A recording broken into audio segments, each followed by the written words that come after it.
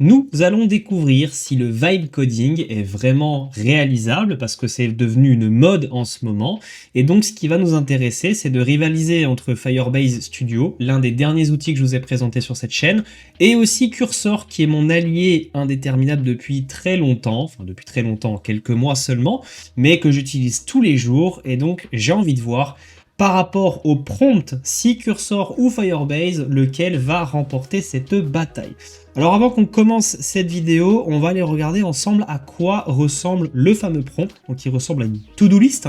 C'est intéressant à savoir pourquoi, parce que c'est ce que je vais fournir à l'intelligence artificielle. Donc je vais mettre en grand pour que vous puissiez voir. Donc la to-do list est très simple, on va demander à notre IA de nous faire un site vitrine, tout simple, pour un hôtel 5 étoiles sous Next.js. Donc la création d'un site vitrine multipage pour un hôtel 5 étoiles, on reprécise en dessous. J'ai également précisé que la to-do list doit être intégrée au projet pour sa progression, un peu comme un fichier Cursor Rules avec Cursor, mais là j'ai besoin qu'il puisse suivre, comme ça il cochera. Donc j'ai demandé au préalable la to-do list à ChatGPT, comme ça il me la met bien avec les coches, ça évite de l'écrire soi-même. L'initialisation du projet, donc il y a quelques petits réglages que j'ai dû faire en amont, par exemple mettre Cursor en mode auto-run pour pas qu'il me demande à chaque fois de valider des commandes. L'objectif de cette vidéo, c'est de vraiment voir à quel point l'IA est capable en 2025, avec les meilleurs modèles, de pouvoir suivre des consignes. Parce que, après tout, la promesse des produits, c'est de savoir coder sans ne rien connaître. C'est pas mon cas, mais personnellement, quand on est particulier, quand on est développeur comme ça, à son temps perdu, on n'a pas nécessairement envie d'apprendre tout le temps, on a envie de laisser l'IA faire, et donc vu que c'est la mode, et ben c'est parti. Donc configuration de base, la structure, on veut que ce soit comme ça, app components et lib, en plus de ce qui existe déjà, mettre en place un layout pour le header et footer, un fichier Tailwind config pour que ce soit centralisé, les pages du site, les composants réutilisables, design et UX haut de gamme, etc., gestion des images, Unsplash, je précise, pour les images gratuites, documentation commentaires, SEO accessibilité et optimisation. Donc c'est ce qu'on va fournir, on va tout simplement copier-coller notre prompt, et puis bah, c'est parti hein, les amis, on va fournir ça premièrement à Firebase Studio, donc voilà, je lui soumets ça, s'il veut bien, prototype with AI, ok voilà. Donc on va pas faire les deux en même temps parce que sinon ça va être un petit peu le foutoir. On va déjà simplement voir ce qu'il est capable de me dire pour le moment. Donc là il est en train de me créer Lux Stay, ok, nom assez original. Il a choisi du rouge au niveau des couleurs. Bon, pourquoi pas. On va faire prototype 6 app, on va voir un petit peu ce que ça va donner. Donc le seul avantage de Firebase, c'est que il se prend pas la tête, voilà, il vous fait la to-do list, et puis c'est parti. Donc on va voir déjà le premier jet, ce que ça va donner. Parce qu'effectivement, oui, on peut faire des jolis trucs avec Firebase, mais vu qu'il va très vite et que c'est un outil gratuit, ça je le précise, gratuit jusqu'à 3 workspaces, on peut avoir quelques petits déboires de temps en temps parce que voilà, il va très vite et il va pas non plus chercher ultra dans le détail. Mais pour l'instant, il nous a créé pas mal de fichiers, parce que je vois déjà 14 fichiers, c'est pas mal, donc on va regarder un petit peu au niveau du résultat. L'avantage c'est que tout est en ligne, il n'y a pas besoin de s'embêter à lancer un logiciel, on est juste à lui fournir un prompt, et ça c'est vrai que c'est une expérience utilisateur qui est plutôt correcte. Donc là, je vois qu'il nous a fait la navbar, footer, toaster, ok, il nous a même mis les notifications, HTTP, les patterns, on est dans le next config, ok, bon, pour l'instant, on a 15 fichiers, c'est déjà pas mal, on va attendre qu'il ait fini. Je vais essayer de faire cette vidéo avec le moins de coupures possible, pour vraiment que vous puissiez voir vraiment l'expérience utilisateur, même direct, que quelqu'un peut avoir sans qu'on fasse quelque chose. Ok, bon, alors déjà, le premier jet que je vois avec ça, effectivement, c'est pas non plus foufou. Voilà, déjà, il nous a mis des couleurs jaunes, dorées quand on survole, c'est un peu bizarre. Il s'est clairement pas foulé au niveau du design. Alors, on va essayer de regarder si on va dans la page About. Alors, c'est pas cliquable. Je vois que c'est pas cliquable, on peut pas cliquer sur les boutons, en tout cas. Je sais pas si c'est normal, mais en tout cas, il nous a pas redirigé. Pour ça, il nous a fait 16 fichiers. Il nous a fait le global, page, navbar. Ah si, c'est juste que ça met tellement de temps à charger. Attendez, on va revenir sur Home, About. Ok, bon, il y avait peut-être un temps pour que ça puisse mettre en place. Alors, voilà l'avantage de Firebase, c'est qu'il va extrêmement vite. Mais alors, par contre, niveau contenu, Ouais, vous voyez, c'est pas très foufou. Ok, il a bien respecté ce qu'on lui a demandé, mais néanmoins, c'est pas folichon. Alors, on va aller regarder quand même dans Switch to Code, parce que normalement, je lui ai demandé de l'intégrer au projet, hein, la to-do list. Donc, on va voir un petit peu où est-ce qu'il nous l'a placé. Test config, readme. Pour l'instant, je la vois pas. Modified, non, il nous a mis ça nulle part. Peut-être dans SRC, service. On va dérouler, on va peut-être la trouver. App, rooms. Non, même pas. Par contre, ouais, il a la fâcheuse habitude de nous mettre un dossier IA, donc c'est généralement là où il nous demande de rentrer notre clé API, et ça c'est un peu relou des fois. Mais par contre, à ce que je vois... Ah, il y a le blueprint, ok. Alors il nous a mis le blueprint, il nous a bien mis en fait notre fichier MD à l'intérieur, mais par contre, bah, il l'a pas nécessairement complété. Donc, ce qu'on va essayer de faire... Avant qu'on passe sur Cursor, c'est qu'on va retourner dans le prototypeur. Pourquoi le prototypeur? Parce qu'on n'a pas envie de toucher au code. C'est justement ça le principe du vibe coding, c'est de faire sans toucher au code. Continue avec la to-do list que tu as intégrée. Hop, voilà, on va voir si jamais il la trouve. Donc pour l'instant, on a un résultat qui est un petit peu médiocre, si on pourrait dire ça. Donc file change nextconfig.ts. Ok, pour l'instant, il nous a pas modifié grand chose.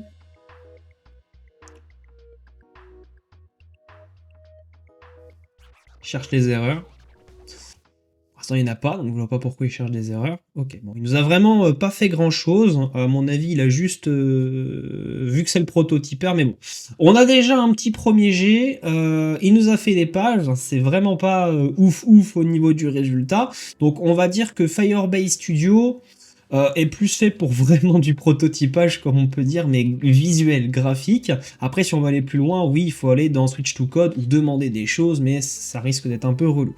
Bon, ça, c'est le seul point négatif qu'on a pu rencontrer, du coup, avec Firebase Studio. C'est pas négatif en soi, c'est juste que simplement quelqu'un qui s'attend à un résultat vraiment élevé, il risque d'être assez déçu parce que va falloir en demander un petit peu plus, mais on peut pas dire grand chose, c'est gratuit de toute façon, tant que vous la publiez pas, vous pouvez prototyper autant que vous voulez.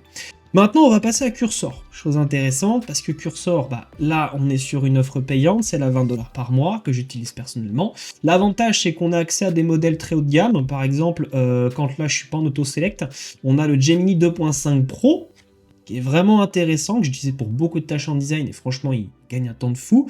On a le Claude 3.7 Sonnet, Gemini 2.5 Pro Max. D'ailleurs, je l'avais même pas vu, lui. On a même O1, et quand on prend les modèles classiques, on a Claude 3.5, Claude 3.7, GPT-4o, 3.5, enfin, on en a plein. Moi, ce que je vous propose, c'est que dans ce choix-là, on ne va pas prendre... D'ailleurs, ils ont retiré Claude 3.7. Ah bah non, oui, c'est vrai que quand on se met en syncing... Alors, on va utiliser... En plus, je suis en slow request, donc forcément, ça va aller un petit peu moins vite. Mais du coup, on va lui soumettre notre prompt, et on va voir comment Claude 3.7 va se débrouiller. Donc si jamais il échoue, bien entendu, on changera de modèle, c'est normal, je suis en slow request, j'ai pas nécessairement envie de payer des crédits rien que pour une vidéo, ça sert à rien, ça sera le même résultat, simplement que ça ira moins vite. Donc c'est parti, on lui fournit notre to-do list, on va voir un petit peu ce qu'il va en faire, donc par défaut, voilà, il va nous afficher en slow request, vu qu'il n'y a pas trop de monde, ça va assez vite. Ok, donc là il nous a créé notre commande, il va faire tout seul parce que je lui ai dit de ne surtout pas me demander l'autorisation, alors sauf si là il est en train de me dire ok, tout procède Y, on va faire Y, ok, non, voilà, bon il y avait juste une petite tâche à faire, à ce que je vois, et de tout le reste, il le fait lui-même. En fait, c'est généralement ça, c'est que les premières commandes, quand ça nécessite le terminal de confirmer une deuxième fois, généralement, il n'est pas capable de le faire lui-même. Mais bon, si c'est juste ça, c'est pas très grave. Cool note fin file tailwind config. Ok, bon, à mon avis, pour l'instant, il est en train de chercher et de le créer.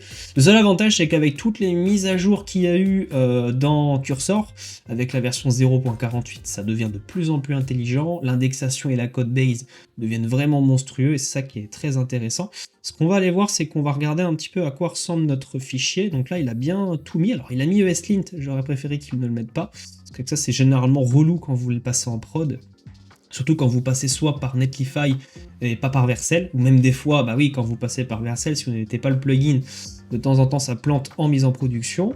Donc là, il est en train de nous créer la navbar. On va regarder un petit peu ce que ça donne. Ok, donc là, il nous a mis iOS Client, normal, forcément ça doit être interactif. Il va nous créer le footer. Pour l'instant, il nous a mis ça dans Components. Dans App, on a bien... Ok, alors comment il nous a fait ça? Pour l'instant, il n'a pas touché au layout. Il nous a tout fait pour l'instant. Alors, il a bien créé About Contact Gallery Room, sans aucun souci. Par contre, je vois pas le fichier qu'il nous a mis tout à l'heure. Normalement, il était censé nous mettre notre fameuse to-do list, à moins qu'il l'ait gardé en mémoire ou qu'il l'a mis dans le readme. Non, même pas. Il a dû la garder en mémoire, tout simplement. On va voir comment il va se débrouiller, on va le laisser faire. De toute façon, c'est Claude 3.7, et la différence avec Claude 3.7, c'est qu'il est capable de continuer les tâches en continu sans s'arrêter. Donc là, il est en train de créer. Alors, qu'est-ce qu'il nous a fait depuis le départ? On a le Tailwind config qu'il a fait, la navbar, le footer, le hero.tsx. Donc ça risque de mettre un petit peu de temps, c'est normal. Alors néanmoins, pendant que l'IA est en train de construire notre projet, il y a quelques petits détails que je souhaiterais aborder avant que vous commenciez à voir ça comme du rêve. Il faut savoir que quand vous demandez un projet à l'intelligence artificielle, les IA sont entraînées à partir de données. Donc les données, elles ont été créées par des gens qui savent coder, par défaut. Ça n'a pas été créé n'importe comment. Quand vous demandez une recette de cuisine à une IA, c'est forcément parce qu'il y a des gens qualifiés derrière qui ont entraîné des IA, enfin des modèles, sur des données. Donc si vous demandez quelque chose à une IA qui n'est pas clair, c'est normal que vous aurez un résultat qui sera médiocre. Après, entre ce que je viens de dire et ce qu'on vient de voir juste avant avec Firebase, il y a 2 poids, 2 mesures. Ça veut dire que là, on a un service de l'autre côté qui est gratuit, qui nous a proposé quelque chose à la va-vite en soit. Il faut savoir que c'est encore en bêta, hein, c'est pas nécessairement encore folichon.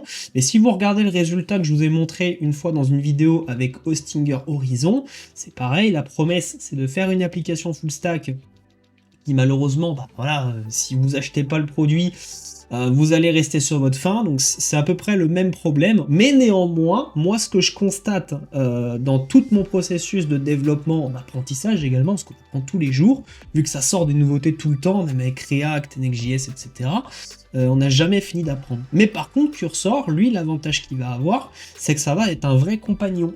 Que ce soit avec Gemini, que ce soit avec Copilot, que ce soit avec tout ça, il y a vraiment une force intelligente derrière qui va comprendre en fait et qui va vous accompagner au fur et à mesure. Parce que même sans mettre de préférence, moi je le remarque progressivement avec le temps, l'intelligence artificielle a tendance à mieux faire sans nécessairement que je mette des rule project. Donc ça c'est plutôt pas mal. Pendant que j'étais en train de vous parler, bah, vous voyez elle est en train de continuer à créer les projets. Donc là bah, c'est un point positif qu'on n'a pas pu attribuer à Firebase Studio, tout simplement pour la bonne raison que bah, là on est sur un IDE, on n'est pas juste sur un prototypeur. Et vu que Claude 3.7 c'est un modèle de pointe qui nécessairement va réfléchir, donc pendant ce temps-là bah, j'ai rien besoin de faire à part activer le YOLO mode, si on peut dire ça comme ça, c'est comme ça que ça s'appelait avant. Mais par défaut, je sais très bien qu'à la fin du projet, je vais devoir mettre les mains à l'intérieur. Pourquoi?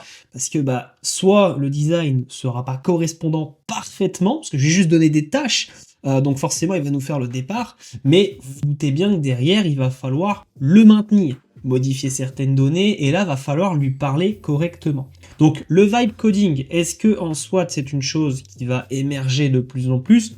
Oui, c'est évident. Aujourd'hui, n'importe quelle société dans l'informatique, avec des développeurs qualifiés ou non, juniors ou seniors, vont finir par attribuer des rôles avec des IA. C'est normal, parce que si on met 15 jours à créer un projet, alors qu'avec l'IA, on peut en mettre 2, et que ça va juste un petit peu casser la qualité légèrement, mais vous vous rendez compte les coûts, 13 jours de moins à développer, c'est énorme pour une société. Donc oui, le vibe coding va vraiment prendre une place énorme dans notre quotidien. Mais néanmoins, il va falloir savoir le maîtriser, ce vibe coding, parce que pour l'instant, on n'a pas encore vu le résultat de Cursor. Quand vous allez le voir, vous allez voir qu'il y a quand même encore des correctifs à faire. Donc pour l'instant, il nous a quand même bien complété tout ça. Alors, il va pas très vite, c'est normal. On est en slow request, sinon il irait un petit peu plus rapidement. Mais c'est déjà pas mal, hein, on l'utilise gratuitement après les $20.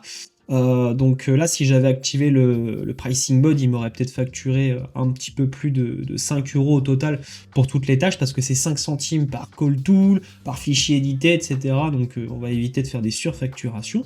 Mais en tout cas, pour le moment, moi ce que je peux voir, c'est que aucun souci, ça fonctionne bien, nickel. On va juste aller faire le tour des fichiers pour voir s'il n'y a pas eu de conneries. Donc là, pour l'instant, le Tailwind Config nous a bien mis les thèmes correctement. Donc comme ça, au moins, c'est centralisé, pas besoin de s'embêter. Donc pareil, si jamais vous voulez modifier votre projet plus tard, si jamais vous dites, voilà, fais un design moderne, etc., vous risquez de casser la Tailwind Config. Pourquoi? Parce que si vous dites, tiens, je veux du bleu là, ouais, mais si là, dans le Tailwind Config, il y a déjà des couleurs paramétrées, mettez un ping Tailwind Config pour qu'il puisse se dire, ah, faut que j'aille regarder là d'abord. Vous voyez, faut penser logique. C'est comme quand vous faites un meuble. Comment vous allez le concevoir, votre meuble? Dans quel espace vous allez vous mettre? Quelle vis vous allez utiliser, etc. Faut penser plus tard, faut penser au côté utilitaire. Et c'est généralement comme ça qu'un développeur fait, voire même tout le temps, parce que c'est obligatoire. Parce que quand vous allez maintenir votre application par le futur, bah effectivement, si vous faites quelque chose à la va-vite au départ, moi ça m'est déjà arrivé de faire des projets un petit peu rapidement au début, et après on se rend compte avec la difficulté, ah bah tiens on a mal réglé telle page, ah on a mis une serveur action là alors qu'on aurait pu mettre une API. Vous voyez, il y a des choses qu'on apprend avec le temps, ça il n'y a pas d'autre échappatoire, c'est le temps qui va vous faire apprendre ce genre de choses. Mais en tout cas, pour l'instant, je peux voir qu'il se débrouille très bien. On va regarder un petit peu du côté des card rooms. Donc là, il nous a fait des composants serveurs. Là, on a un use client. Ah, il nous a fait le footer en server components. Il nous a fait le héros use client. Bon, pourquoi pas. J'ai aussi hâte de voir les images si jamais elles sont correctes et qu'il n'y a pas eu de problème. La navbar, bon bah forcément là, oui, elle est en use client. Le dossier about, pour l'instant, la page, elle est là. Donc il n'y a pas d'erreur, hein, pour l'instant, il fait les choses proprement. Je vois qu'en tout cas, il utilise bien les balises sémantiques, pas trop de problèmes, il n'y a pas de div surgonflé. La page contact, donc elle est là. Il importe bien le contact form. Export défaut fonction contact. Ok, donc ça c'est pour la page. Les métadatas sont là, donc c'est propre, au moins pour le SEO. Il n'aura pas de souci. Il est en train de faire la page mention légale. La seule chose que je trouve négative dans ce que je lui ai demandé, c'est qu'effectivement, il a oublié de me mettre la to-do list. Donc c'est vrai que sur ce point-là, c'est un petit bémol, parce que j'aurais voulu qu'il la mette à jour en temps réel, parce que ça fait une meilleure indexation.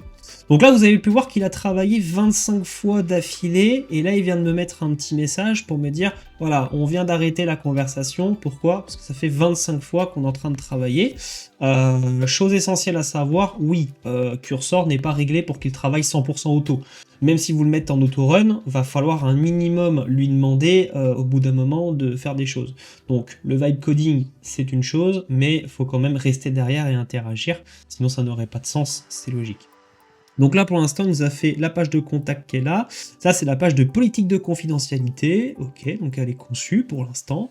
Alors, il y a pas mal de choses qu'il va falloir corriger, parce que sinon, elle ne sera pas utilisable à 100%.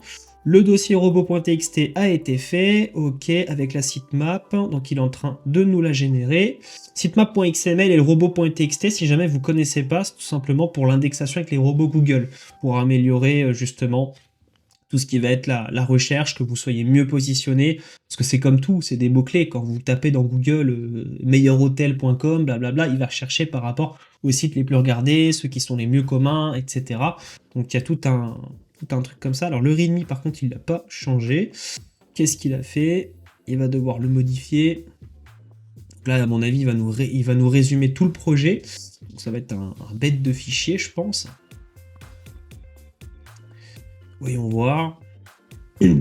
Ok, voilà, donc Luxury Hotel, site vitrine, fonctionnalité, technologie utilisée. Ok, et là, il est en train de nous lancer l'application en mode développement, vous voyez, sans qu'on fasse quoi que ce soit. Donc là, ce que je vous propose, c'est qu'on fasse un accept all. Voilà, comme ça, tous les fichiers sont prêts. Et là, ce qu'on va faire, tout simplement, on va aller sur localhost 3000 et on va regarder le résultat en temps. Oula! Alors, on a un petit souci quelque part, donc dans le components hero. Donc, ce qu'on va faire, c'est qu'on va juste copier-coller ça.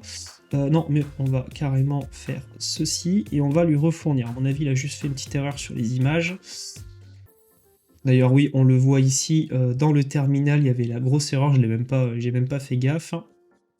Mais on est dans du vibe coding, on touche pas au code, on laisse faire l'intelligence artificielle. C'est le but de cette vidéo, parce que sinon ça aurait pas de sens. Si je commence à modifier moi-même les choses, bah vous allez vous dire, bah ouais, mais bon, du coup, ça veut plus rien dire. Donc là, il est en train de lire le fichier. Quel est le problème spécifique? Donc là, pour l'instant, c'est juste au niveau de sa config. Alors, moi, je l'aurais pas fait de cette manière-là. Pourquoi? Parce que, en fait, il a tout centralisé pour vraiment pas s'embêter. Mais au niveau de ça, voilà, quand vous faites des images, déjà, je vous recommande pas d'avoir des images Unsplash. Là, c'est vraiment pour l'exemple. Mais si jamais vous le faites en projet vous-même, oui, il faut plus penser à avoir tout simplement un dossier public où vous mettez vos propres images. Au moins, comme ça, vous avez vos propres trucs. Ok, on fait accept, on va sur le site. Pour l'instant, on a toujours la même erreur, mais c'est bon, elle est corrigée. Et là, vous voyez, après 20 minutes de vidéo, parce que oui, je fais ça en live directement, on a quelque chose de magnifique. Là, clairement, autant vous dire que c'est la toute première fois que je fais vraiment du vibe coding à 100% sans toucher à quoi que ce soit. Et là, la première expérience que j'ai quand je vois le site, elle est juste impressionnante. Luxury Hotel, il a parfaitement fait ce qu'on lui a demandé. Et là, ça donne envie. Si on scrolle un petit peu, voilà, c'est... Ah bon, juste un petit peu là. C'est vrai que nos services de luxe, là, il a un petit peu chié dans la colle. Par contre, tout le reste est parfait. C'est vraiment beau. Il nous a fait un petit effet. Les images qui changent. Donc si on va dans à propos, voyons voir, la fonction à propos est là, elle fonctionne. Alors il nous a mis des images de personnes qui sont voilà, donc libres tout simplement, il n'y en a qu'une qui a planté, mais sinon c'est pas très grave. On a voilà, bien les sections qui sont là. Si on va dans chambre, voyons voir nos chambres et suites. Bon, ça a mis un petit temps à charger, mais on a un résultat qui est pas mal. La seule chose, c'est qu'au niveau des couleurs, y a des corrections à faire, mais en tout cas, vous voyez, on a généré un site web qu'on pourrait donner directement comme ça à quelqu'un par la suite pour un client, et on l'a fait en vraiment très peu de temps, quoi. Donc là, ouais, la page galerie, par contre, elle est pas folle. Il y a eu pas mal de petits soucis. Elle a pas chargé correctement, mais ça c'est généralement le problème des images. Ça, j'en veux même pas à Cursor. C'est totalement normal quand vous commencez à mettre des images libres, il commence à planter un petit peu. Ok, bon, en tout cas, on a pas mal de choses. Là, dans Contactez-nous, le formulaire est pas trop adapté. Où nous trouver, bon, bah la carte ne s'est pas générée. Et si on va dans Réserver, qu'est-ce qu'on a? Réserver n'a pas l'air de fonctionner. Ok, bon, c'est pas grave. En tout cas, on peut voir que 80% du site web fonctionne correctement, mis à part des petits détails de couleur. Ok, donc là, ça nous redirige bien. Maintenant, il nous reste à voir comment Cursor a adapté la responsive. Parce que ça aussi, c'est important, c'est de voir un site web. Parce qu'aujourd'hui, en 2025, tout le monde utilise un téléphone. iPhone, Android, peu importe, il faut que le site soit vraiment optimisé pour les appareils. Donc ce qu'on va faire, on va regarder au niveau responsive ce que ça donne. Donc là, on va se mettre en petit écran. D'accord, j'aurais pu faire plus petit. On a bien le menu mobile qui s'affiche. Néanmoins, par contre, au niveau de la navigation, il y a des corrections à faire parce que c'est pas encore ça. Par contre, les images s'adaptent parfaitement, aucun problème. Ici, découvrez notre hôtel de luxe, c'est là. Bon, la partie là, mais par contre, tout s'adapte parfaitement, aucun problème. Par contre, moi, je préfère quand le... Alors ouais, ça peut poser un petit souci là avec la navigation, il aurait fallu la mettre en sticky pour pas qu'elle apparaisse sur le footer. Parce que sinon, bah, ça pourrait gêner à ce niveau-là. J'aurais préféré également qu'il soit centré, mais bon, au moins on a un premier jet et je trouve ça vraiment sympa. On va aller dans la section à propos, on va voir un petit peu la responsive, donc c'est correct, ça fonctionne, on a des images qui sont là, tout est bien centré, on a le visuel sur les équipes, c'est plutôt pas mal, c'est bien détaillé. Après, rien n'empêche, derrière, vous pouvez refaire un prompt avec Gemini 2.5, de corriger les images. J'ai pas envie non plus de faire une vidéo de 40 minutes, c'est pour ça qu'on va juste faire un premier jet. Dans Chambre, on a une responsive qui est adaptée, donc c'est parfait, on voit bien les choses. On va aller dans Galerie, bon, forcément, oui, on va rien voir parce que Galerie, on va l'oublier. Et Contact, donc vous voyez, franchement, et bah là, on a gagné un sacré paquet de temps. On a fait un projet Next.js en seulement quelques minutes. Vous voyez, on a juste donné une to-do list à l'IA et elle a fait les choses. Et vous voyez qu'en fait, ça marche beaucoup mieux que de fournir un prompt de base. Pourquoi? Parce que si j'avais juste dit à l'IA, ok, bah tiens, fais-moi un site pour un hôtel 5 étoiles, blablabla, bah lui en fait il va se fier à ce qu'il connaît, mais il va pas nécessairement aller plus loin. Non, là je lui ai fait une to-do list complète, qui vraiment était archi blindée, pour dire voilà, je veux ça, je veux ça, je veux ça. Et vu qu'il tourne en autorun, et bien forcément, il fait les choses automatiquement. J'aurais pu le faire avec Gemini 2.5 Pro, mais le problème c'est que cette IA va des fois trop vite, et des fois en fait elle a tendance à planter au niveau des commandes, elle va s'arrêter, il faut la relancer. Là je voulais vraiment vous montrer avec une IA stable comme Claude 3.7, et franchement, quand je vois juste la page d'accueil, le résultat est vraiment au rendez-vous. Il y a quelques petites modifications. D'ailleurs, c'est ce que je vais faire. Je vais essayer de travailler sur ce template à présent pour pouvoir l'améliorer. Et pourquoi pas, je vous le représenterai dans une future vidéo. Enfin, en tout cas, j'espère que tu as pu voir que oui, le vibe coding est entièrement faisable pour n'importe qui, un particulier, quelqu'un qui ne connaît rien au code. Mais par contre, voilà, il y a quelques petites choses à noter, c'est que tout n'est pas faisable à 100%, il y a des corrections à faire, bien sûr qu'il est possible là, maintenant, d'aller faire un prompt à l'IA pour lui dire s'il te plaît, modifie-moi ça, modifie-moi ci, mais à partir du moment où c'est vous qui prenez la commande du prompt, il faut penser à faire en sorte que vous le fassiez correctement. Vous devez dire, voilà, tiens, regarde les couleurs, corrige la page, etc. Et les images, pareil, voilà, oubliez pas que Unsplash, c'est pas magique. Préparez vos images en amont si vous voulez et donnez-lui, ce sera quand même beaucoup plus facile. Avant de se quitter, on va juste regarder la qualité du code fourni par l'intelligence artificielle. Donc là, il a bien respecté par contre ce qu'on lui a dit. Il nous a fait des dossiers distincts, politique, rooms, etc. Notre page, elle est là. Donc on va la regarder un petit peu dans les components. Donc le card, on a bien le import image de next image pour l'optimisation, les links pour les redirections, il nous a fait des interfaces, donc les interfaces tout simplement parce qu'on est en TypeScript, donc forcément c'est nécessaire pour au niveau des données. Après vu qu'on est sur un site vitrine qui va pas chercher des données entrantes d'un formulaire, nécessairement ça va pas risquer de planter en production, mais bon ça reste quand même important parce que les interfaces sont là. Mais j'aurais préféré qu'il me fasse un dossier type pour qu'il puisse les exporter, parce que sinon à chaque fois on se retrouve avec un dossier qui fait voilà plus de 100 lignes. Mais sinon au niveau du code on est sur quelque chose de propre, les équipements, des points map, il a pas non plus abusé. Après il a utilisé quand même pas mal de composants serveurs, le reste oui, bon bah la contact, forcément faut de l'interaction. Le pied de page, il me l'a fait en server components. Faut savoir que dans le prompt, c'était marqué suivre les conventions Next.js officielles.